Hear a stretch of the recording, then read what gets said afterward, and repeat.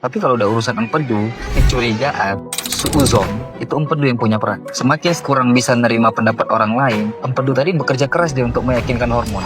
Saraf di leher nih, melewati belikat, bahu, sampai ke jari.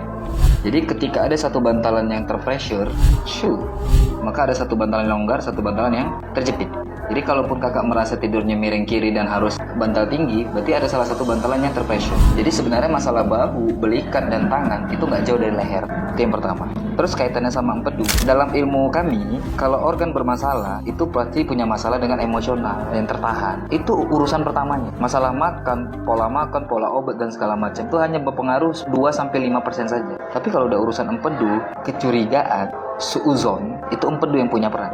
Semakin sering kakak curiga, semakin sering kakak suuzon, dan kurang bisa nerima pendapat orang lain, empedu tadi bekerja keras dia untuk meyakinkan hormon. Nah, ketika dia mulai stuck dan lelah, dia nggak bisa lagi memfilter tugas dia sebagai detok. Akhirnya, batu-batu, sampah-sampah masuk dan hinggap di situ. Mohon maafnya, karena kakak sibuk masak, pintu lupa terkunci, masuk orang. Kakak nggak tahu. Begitu juga dengan empedu kakak. Ketika kakak sibuk curiga, tidak percaya dengan orang lain, maka dia akan menguras energi empedu untuk menstabilkan hormon yang lain, sehingga dia lupa tugas dia untuk membersihkan racun yang masuk dalam tubuh.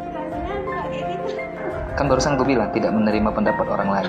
Orang-orang yang minim kepercayaan diri, dia punya ego yang tinggi. Hati-hati, nanti kena asam urat kakak. Orang asam urat itu adalah orang nggak pernah mau kalah. Kalau kita hanya bicara tulang, maka kita nggak bisa menyelesaikan masalah hidup orang. Tapi kalau kita bicara tentang pribadi kakak, semua masalah selesai.